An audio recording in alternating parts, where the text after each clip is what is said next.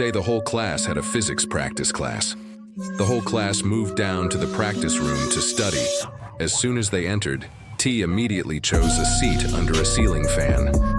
When the teacher entered, he turned on the fan switch. The fan started spinning slowly. Suddenly, the ceiling fan fell, hitting T's head and causing him to faint. Luckily, the fan had just started spinning and hadn't gained speed yet. If it had spun strongly, who knows what might have happened to T. Later, the school decided to repair the fan because it was very old. No one wanted such an accident to happen again. Fortunately, T was only slightly injured and suffered no serious damage. However, his shoulder still ached badly. It felt as if he had been carrying a very heavy bag for a long time. His shoulder remained heavy and painful. About a week after the incident, something strange happened. After school ended, T went to the garage to get his bike. He realized he had lost his key. He went back to the classroom and searched everywhere but couldn't find it. When he opened his bag, he found the key inside. He was confused because earlier he couldn't find it in the garage. At that time, almost all the students had gone home. Only T and the parking attendant were still around. As T was walking back to the garage, the parking attendant suddenly ran over. The attendant looked behind T and asked, "What's wrong with this kid? Why are you carrying him?"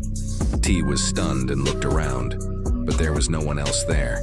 He asked the parking attendant, "Who are you talking about?" The attendant pointed directly at T's back and said, "This guy on your back. Who else?" He added, "His face looks so green. Why are you carrying him like that?" At that moment, T understood everything. He realized why his shoulder had always felt so heavy and tired. He realized that it was his deceased friend B who had been clinging onto his back.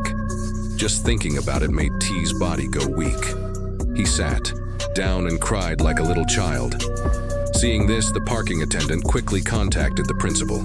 The principal then contacted T's family to come pick him up.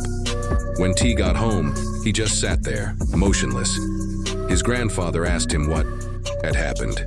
T told his grandfather everything. His grandfather comforted him and told him to rest for the night. Early the next morning, his grandfather took him to visit Mr. Sao. Mr. Sao was a spiritual teacher and a good friend of his grandfather. As soon as Mr. Sao saw T, he said that B had not reincarnated. B had died with strong resentment and was seeking revenge on T. That night, Mr. Sao set up an altar and asked T to sit there. Mr. Sao started chanting spells. T said that when the chanting ended, his whole body convulsed. Then he lost consciousness. Later, his grandfather told him what had happened during the ritual.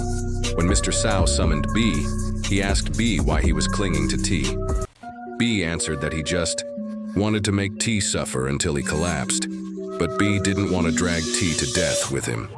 Mr. Sao patiently persuaded B. He advised B to stop seeking revenge. He told B that it wasn't T's fault. He encouraged B to accumulate virtue and prepare for reincarnation. After a long time, B finally agreed to let go. Mr. Sao chanted more sutras to guide B's spirit.